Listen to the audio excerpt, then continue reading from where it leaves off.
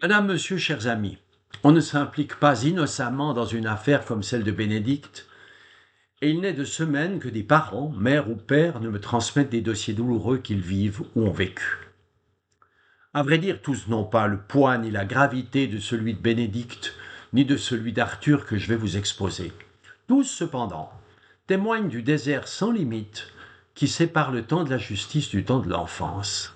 Ils témoignent de l'obstination, je dirais même de la persévération des acteurs officiels, et les dégâts sur l'enfant de ces séquestrations à fin d'assistance ne sont au mieux que des dommages collatéraux, comme je l'ai dit dans ma dernière intervention. C'est donc une autre histoire que celle de Bénédicte que je vais vous conter.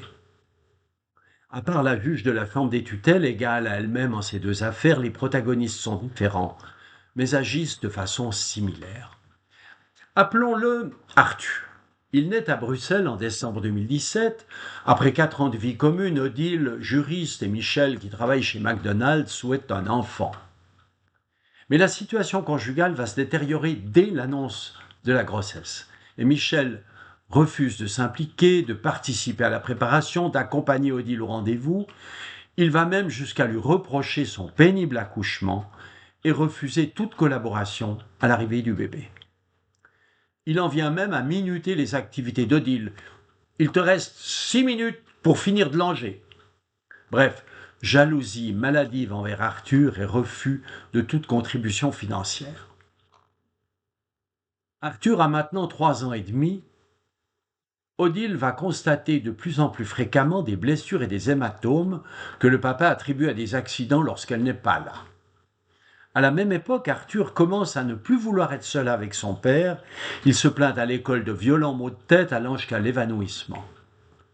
La séparation ayant finalement eu lieu, Arthur reste apathique, ne mange plus et vomit systématiquement avant et après les visites organisées chez son père. Il dit à sa maîtresse d'école que son papa lui fait des choses qu'il n'aime pas, mais ne veut rien dire de plus car c'est un secret. S'il parle, sa maman ira en prison. Peu à peu, il va pourtant révéler que son papa l'oblige à aller dans le lit avec lui, lui montre des films qui lui font très peur.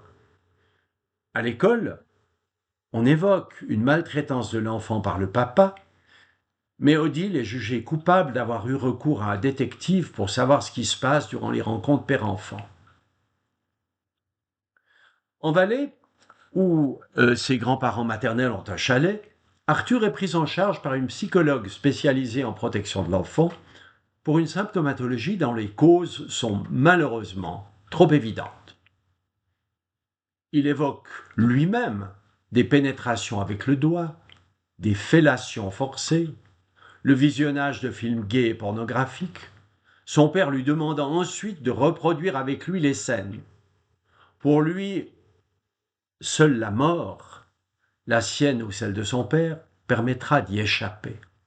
Tous ces propos sont enregistrés et retranscrits mot à mot. Plainte est donc déposée en Belgique pour atteinte à l'intégrité sexuelle d'Arthur. Mais la justice belge récuse le rapport circonstancié au motif que le père n'a pas donné son accord préalable aux consultations psychologiques. Il en va de même des multiples certificats médicaux enjoignant la maman de ne plus présenter son fils aux visites paternelles. Je retrouve en Belgique l'aisance vaudoise à taxer de complaisance tout texte qui ne s'inscrit pas dans une ligne prédéfinie. L'expertise judiciaire fait clairement état de menaces du papa, relate que papa me met le doigt dans le paix. Mais l'expert affirme finalement que l'enfant ne révèle rien d'abusif. Selon elle, le discours d'Arthur doit être fantasmé ou dicté. Elle se positionne en faveur d'un syndrome d'aliénation parentale. Ce syndrome non reconnu offre évidemment une solide ligne de défense aux pères incestueux. Ils permettent en particulier de discréditer totalement la parole de leurs enfants en leur ôtant toute autre valeur que la répétition supposée d'injonctions de leur maman. Suivant les conseils des thérapeutes d'Arthur, Odile abandonne la Belgique et s'installe à Cheseaux, où elle poursuit son activité de juriste par télétravail. Arthur va à l'école, dans la bourgade, et il bénéficie de suivi psychologique et logopédiste. Il va bien. Plus de phobie, plus de vomissements, plus de symptômes psychosomatiques. Il fait du sport, il a des camarades, c'est un enfant normal. Il a 6 ans. Et les divers rapports du médecin, de la psychologue, de l'école et même de la DGEJ attestent cette reconstruction. Septembre 2023, le père est convoqué par la justice de paix de Lausanne. Il veut déposer plainte pour enlèvement d'enfants et exige le retour immédiat d'Arthur en Belgique.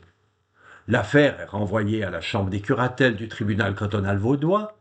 Le rapport de la DGEJ est très favorable à Arthur et à sa maman. 29 novembre 2023, 2 mois plus tard, la gendarmerie sonne à la porte d'Odile et lui annonce que sur mandat de la DGEJ, ils viennent de saisir Arthur à son école durant la récréation pour suivre les supplications de l'institutrice. Il va être mis en sécurité en attendant la décision de retour en Belgique qui devrait venir dans les prochains jours selon la juge. Odile doit lui préparer son sac sur le champ. Les parents d'Odile étant présents, les gendarmes ajoutent que l'arrestation de leur fille n'est qu'une question de jour. Ils restent quelques instants et justifient leur présence par la crainte qu'Odile ne se suicide. Devant l'incompréhension de celle-ci, ils vont ajouter « Si vous avez envie de vous jeter par la fenêtre une fois qu'on est parti, c'est votre affaire. » Lieu de placement tenu secret, interruption de l'école, annulation du suivi psychologique et logopédique, toutes les dispositions en faveur de l'enfant sont stoppées, sauf 2 heures de visite médiatisée tous les 15 jours pour la maman et le papa. Arthur est placé dans le Chablais, dans une famille des saints des derniers jours. Il y reste jusqu'au 9 mars 2024. Au téléphone, il raconte qu'il lui faut être sage, réciter des prières. Un autre enfant plus turbulent subit des douches froides. Sa logeuse lui contraint à l'appeler maman et il explique lors des visites qu'on lui a bien dit que sa maman, la vraie, irait en prison, qu'elle est dangereuse et qu'elle et lui ne pourront plus jamais mettre le pied en Suisse. L'assistante sociale répond ainsi aux protestations d'Odile. « Ah, la juge sait que vous allez faire recours au tribunal fédéral, c'est pour vous en dissuader. » De même, elle ose affirmer qu'Odile est dangereuse pour Arthur, car les mères auxquelles on retire leurs enfants vont se suicider. Odile va fournir 3 rapports psychiatriques taxés, bien entendu, de simple complaisance. Elle dénonce aussi le discours obsessionnel de l'assistante sociale sur le suicide. Il y a plus, si c'est possible. En janvier 24, l'assistante sociale aperçoit la maman d'Odile au volant de sa voiture lors d'une visite médiatisée. Elle menace aussitôt « Si je la revois, c'est la fin de toutes les visites. » Ou « Si je reçois la moindre information ou le moindre certificat complémentaire concernant Arthur, je supprime tout contact entre lui et vous. » Elle aura déjà fait sauter des visites, interdit les audios et les appels téléphoniques, mais elle affirme à Odile qu'elle dira tout à Arthur, que son placement relève de la seule faute de sa maman, que c'est elle qui commet des actes illégaux et que son malheur est de sa seule responsabilité. Heureusement pour Arthur, Bénédicte n'aura pas eu cette chance. Les menaces et les incitations au suicide sont telles que le médecin cantonal est saisi de l'affaire et que la DGEJ décide alors de retirer l'assistant du dossier sous prétexte d'arrêt maladie. Grâce au médecin cantonal aussi, Arthur va pouvoir réintégrer l'école. Pendant ce temps, la DGEJ va tenter de faire renverser en Belgique la décision de garde favorable à Odile. Elle renvoie Arthur dans son pays de naissance le 9 mars 2024 et il y est placé en institution jusqu'à mi-juin, mais probablement pour bien plus longtemps. Lausanne-Bruxelles, même combat. La directrice demande à Odile si elle ne pourrait pas admettre qu'Arthur a certes été abusé, mais qu'il désigne son père à tort et qu'il faut peut-être chercher un autre coupable. À la demande de la maman d'envisager qu'Arthur ait dit la simple vérité, aucune réponse en revanche, comme si l'inceste n'existait pas, et qu'il valait mieux confier l'enfant à son abuseur et à sa famille qu'à une mère biologique en Suisse. Cette affaire est monstrueuse, et nos institutions vaudoises, sans parler de leurs collaboratrices, y sont pour beaucoup. Comme pour Bénédicte, l'enchaînement est implacable et personne, hormis le médecin cantonal, n'a eu le courage de se reposer des questions. Le sens de l'humanité semble perdu, mais le plus important peut-être, à part les vies gâchées dont je vous entretiens, à l'heure où certains politiques au Grand Conseil voudraient introduire dans la loi le principe d'aliénation parentale que l'Union européenne a formellement exclu de ses textes, l'enfant a un droit fondamental à la parole, à l'écoute et au respect, et cette aliénation parentale le lui ôte totalement.